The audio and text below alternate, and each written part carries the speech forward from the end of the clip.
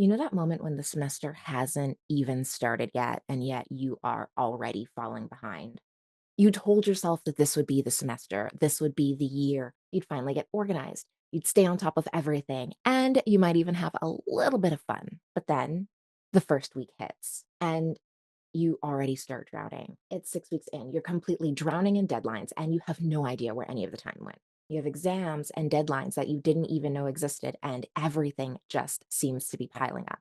Well, today, I'm going to show you exactly how to plan your entire semester before your first class even begins. This way, you can stop feeling like you are constantly having to catch up and that you are overwhelmed and falling behind. And maybe you can actually even stay ahead for once. So, this is for you if you are a new student, a returning student, somebody that is balancing 75,000 different obligations and you just don't even know which way you're going to get pulled on a single day. Because getting ahead, staying ahead, and surviving the semester and possibly even excelling is not about being perfect. It's about having a plan, a strategy that makes your life simpler and works with you, not against you. We're going to walk through how I break down my courses, create a semester at a glance calendar, and design a weekly study workflow. We're even going to build in a little bit of extra free time to take care of yourself because we are not doing burnout this year. So grab your planner, grab some highlighters, grab some sticky notes, a napkin, a whiteboard, whatever works for you, and let's map out your most organized semester yet.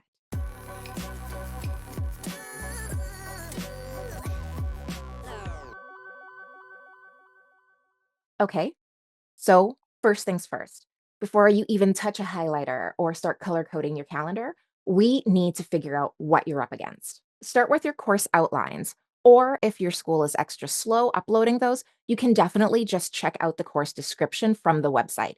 It's not perfect, but it'll give you a good sense of what to expect. Here's what you're looking for: big assignments, major exams, reoccurring weekly work. This would be quizzes, small assignments, or lab prep. We're going to take all of those things and build out your master assignment list. One page, just one big brain dump with every due date on it in one spot. No more flipping through, checking your syllabus, checking your planner, trying to remember where everything is. We need to get this all down in the same place. I like to color code my classes. It helps me just to keep a better mental tab on them, all of the things that are together. And you can use highlighter stickers, or even in my Google Calendar, I will continue that color coding. Whatever works for your brain, just make it easy for you to scan it and completely understand and know what belongs to what. Also, if the dates aren't posted yet, you can still prep this. Mark when something is usually due. So, for example, I am in Canada. Usually our midterms run through the middle of October to the middle of November. So I know that if we have midterms, they're going to fall in that area. If I have two midterms for a class, I know that one's going to be near the beginning of October and probably near the middle of November to balance that out into perfect quarters or thirds. On this page, if you don't have the exact due date, you can also always just write it in pencil so that you can update it later when you do have the hard syllabus in hand. This initial planning isn't about being perfect. It's really about being prepared so that you can go through and you can schedule your life, you can schedule your study workflow, and you can balance out all of your obligations around the time you need to dedicate to schoolwork or work or those obligations. It's all about the give and take and being able to be prepared for what's coming, not just reacting to it when it's already here. Okay, so now that you have that master assignment list for all of your classes, it's going to be time to zoom out and see the big picture. This is where you start creating that semester at a glance calendar. The first decision you're really going to want to make is to pick a format that you're going to not only use, but check daily, weekly, and that works for you. So I like to use Google Calendars for things like due dates because I can get it on my phone, I can see it at my laptop, I can have notifications ping me so that I know what's coming up and it's all really portable and easy to update and set without having to feel all of the pressure of perfection and aesthetics. Sometimes I find putting things into my paper planner can get overlooked, or I might get wrapped up in, is my writing neat enough? Did I color code everything properly? Whereas in my Google Calendar, I just type it in. I can set the reminders very easily. I can set repeat if I need to, and it's all immediately formatted, and there's no decorations or aesthetics required. Now, plug everything into that assignment list. So, midterms, if you are using a digital format, then this is great because it's so easy to move around if you don't have the exact dates yet. You can kind of put it in at the earlier estimate and then move it as it gets closer when the professor actually sets the date. Final papers, weekly quizzes, all of these things can be added into that Google Calendar. And again, because it's so easy to move around digital calendars, you can edit it and shift the times or the dates if it's ever needed. It's also really important that you put your actual classes in that Google Calendar and block it off. Bonus points if you also give yourself enough time for your commute, especially if you're not living on campus, because that blocks off a full understanding of the time it's going to take to dedicate to going to class that day. Sometimes you only have one class a day. And so you might butt up against that time and not leave yourself time to commute, especially when you are planning days and weeks ahead. It's just so easy to miss that commute time. So having a block for commute time or giving yourself a reminder and enough time to leave wherever you are to make it to the campus is also really helpful. This is also a great time to start entering your reading time. So, blocking off when you plan on reading chapters or reports or research, all of those extra readings, starting now before the semester even begins and blocking off that time, even if you just block off 2 hours reoccurring for each class every week. And again, as the weeks get closer, as the time progresses, we can move those blocks around to a more convenient time when we set our weekly workflow. For all of these dates, add a reminder. If it's a big paper, add a reminder a week beforehand. If it's a big exam, add your reminder 2 to 3 weeks beforehand. This is going to give you time to go in and set aside specific study time for those exams. As those times progress, it's also going to help you to not be surprised by these large assignments or exams because you're being reminded, oh my God, that's coming up in a couple of weeks. I need to get ready and start studying for that rather than waiting for it to pop up on your calendar or your planner and realize that it's only a week or two away. This is really helpful, especially when you have an exam or a big assignment due near the beginning of the month. The previous month, you're going to be so focused on that. So, if you're in September, for example, you're going to be so focused on all of your dates and to dos in September. And then, as soon as you flip that page and see October 3rd, all of a sudden you have this huge exam that's going to happen. That can be really frustrating because you didn't really have that time without that reminder. You didn't necessarily see, and it just can seem so far away saying something is in October or next month that you don't realize that it could be at the beginning of the month and then you are scrambling to find the time to cram. While you are going through the master list and plugging it into your digital calendar, don't forget to set aside time for your personal obligations, your work schedule, and even extracurricular or other obligations.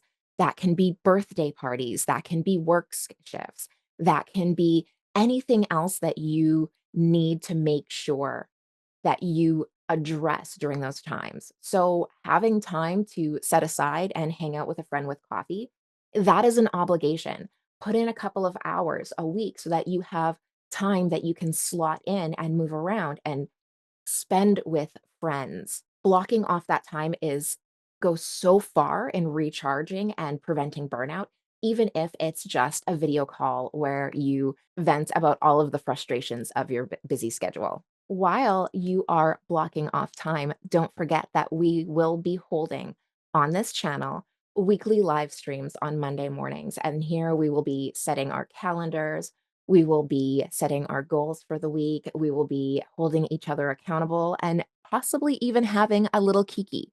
So set that up. It's going to be 10 a.m. Mondays, Central Time. Once you start to see this calendar coming together in its full color coded glory, you're going to feel a lot less anxious about how much time you don't have because you're going to see that you are setting aside time for everything that you need. So, setting aside your study time, setting aside your class time, setting aside your personal time, setting aside your work time.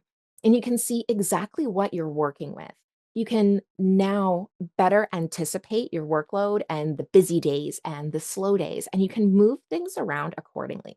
So that means if you already have a full day that is incredibly overwhelming, you can move some of those activities to lighter days and know that all you have to do is make it through that day and you have study time available. You have that work time available. You have it scheduled out, and it's going to be so much easier for you to be able to concentrate knowing that you have set aside time for everything that you want to get done coming up. You won't feel like you have this crazy long to-do list and no way of accomplishing any of the items on it. Okay, so now that you've got the big picture out of the way, it's time to zoom in and figure out how your weeks are going to run. This is where your weekly workflow comes into play. This is basically just a loose structure of how everything's going to be done. So as you work through, start time blocking all of those things in. If you have a morning routine, how long does that take you? If you have an evening routine, how long does that take you? Book off the time and set it aside just like an appointment so that you know that those non-negotiables are not getting touched. Once you have filled in all of those hard obligations, so your class time, your work schedules, your morning and evening routines, your personal time for coffee with friends. Go in, and now you have a better understanding of where you can start to position your study time. This whole exercise is just time blocking. A good rule of thumb in undergrad is that you'll need about double the time outside of class to work on a class. So if you're taking a 3 credit hour course, that is a class that you attend lectures 3 hours a week, whether it's two 1.5 hour sessions or three 1 hour sessions or one 3 hour session. You'll need about double that time outside of class. It could be a little bit more, it could be a little bit less. Every single person is different. But to start out, it's great to kind of earmark that much time. That also goes for labs and tutorials.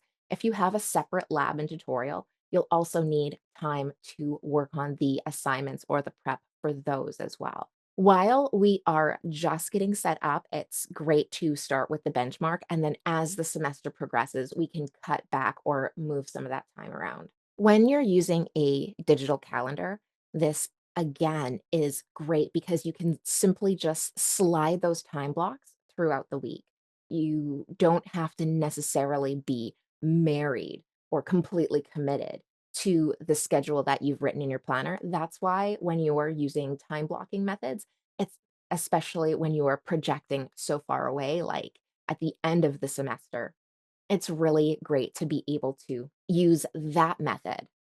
And then you don't have to feel so obligated to do it in the moment. You can really block out that time for the whole semester, and then as you set your goals for the week, you can just move the time around to fit your schedule. So, now that we can see everything that's coming, now that your week has a flow, we can start working a little bit smarter and start adding some productivity hacks into this. And that is one of the most effective ways is batching. So, batching is just when you group similar tasks together. So, for example, if you are studying, it's great to be able to study a big sit down, in depth study session where you have all of your materials. It's great to do that all together. Whereas if you are on a day that's on a go, it might be easier to do something a little bit later, like flashcards that are more portable. So, for example, maybe you want to do all of your reading and outlining on a Monday. On Wednesday, you dedicate to a lot of writing or problem solving. On Fridays, maybe you do something a little bit lighter because it's a busier day for you, or maybe you're burnt out by the end of the week. And so that's when you just do some quizzing or reviews or flashcards. Being able to batch similar tasks can help you to fly through your tasks a little bit more quickly. So maybe Sunday is your prep day where you finish any unfinished tasks you go through. That's your flex day. So you finish any unfinished tasks and you start preparing for the following week. And Saturday, you did all of your reading for the upcoming week. So that is a great way.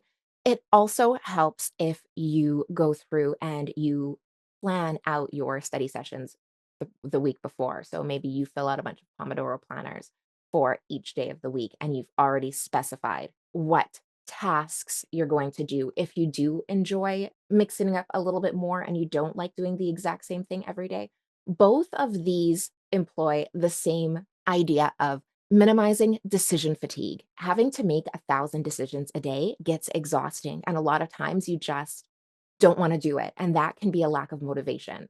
You know you have to study, but you don't really want to make a decision, or everything that you think all of the activities that you think of are just completely unappealing.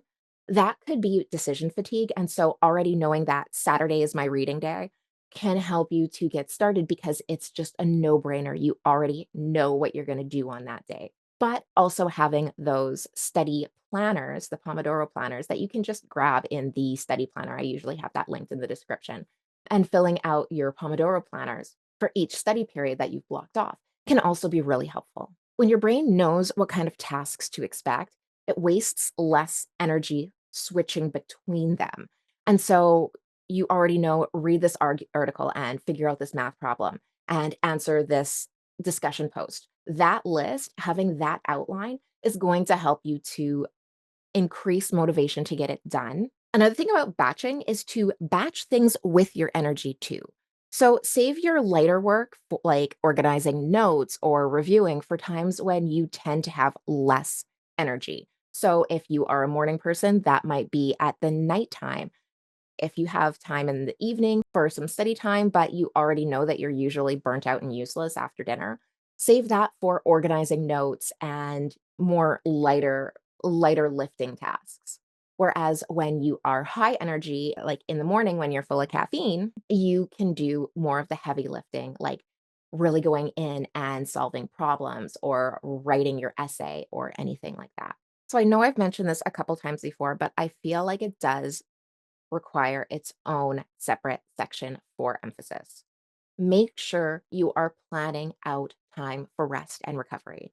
So, whether that's incorporated in your evening routine, or whether that is scheduling time out to go to the gym or a coffee with friends, you do need to plan for rest. If you don't plan for it, you're not going to do it and you're going to burn out. And that is not what we're about this semester. One way to make sure this gets done is you can build in buffer days. So, that is at least one day a week where you have no big academic tasks, maybe some light reading or light review, but nothing big or major. You can also do wellness time. So if you schedule time in for naps or journaling or Netflix binging, as long as you have that time in your schedule, it's guilt free. You can definitely indulge, and it's a recuperation process. So it gives you time to rest and rejuvenate, and most importantly, not burn out. One thing that people don't realize is that burnout doesn't just show up one day, all of a sudden you wake up and you are exhausted. It usually creeps in. So you have to really be able to recognize those warning signs and go through and start taking breaks to back it up and avoid it.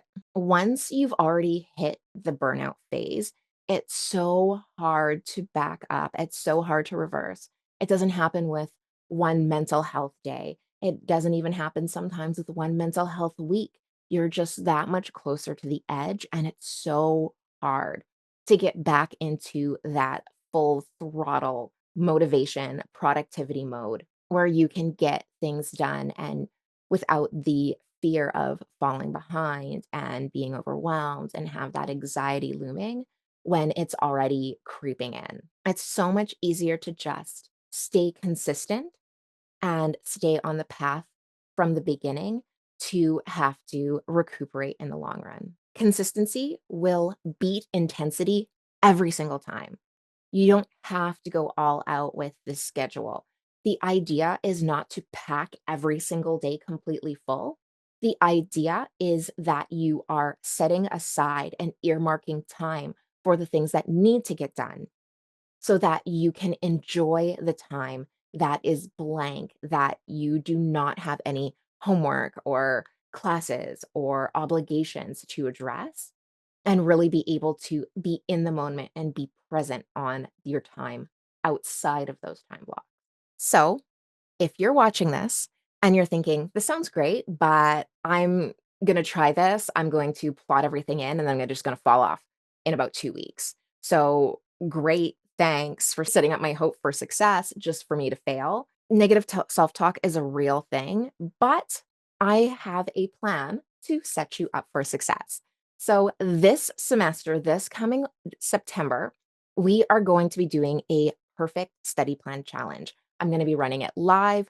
It's free. Don't worry, this isn't a sales gimmick, but it's a free 30-day challenge through the month of September to help us get on track, stay on track, and build that perfect study plan, not the one that I dictate to you. We're gonna be going through proven strategies so that you can craft one that works specifically for you, your life, your schedule, your learning style. It's going to be running live.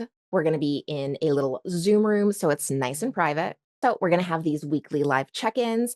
There will be downloadable worksheet booklets. There will be, and there'll be real guidance to help you work through creating this study plan. We're going to do this together. I would love for you to join us. And you can grab your first workbook now. The link will be in the description. So, head down there, sign up, and you will get access to all of the lives. This year, I really want to make sure that we are all no longer guessing our way through the semester and actually building systems that work. Okay, so that is it for today. That hits all of the hot spots. This month and next, I am doing a series about getting prepared for back to school. So next week, we're going to be talking about 3 systems that every student needs for success. So make sure that you subscribe and turn on notifications so you do not miss that. It's going to be super helpful, super packed with info to get you set up for success this year. And if you are interested in creating that study plan, make sure to head down into the description and sign up for the Perfect Study Plan Challenge. I'd really love to see you there. It's going to be great. It's going to be lots of us. We're going to have so much fun. But that is all for now. This video is going to drag because you know I like to yap. So until next time, I hope you have an amazing adventure.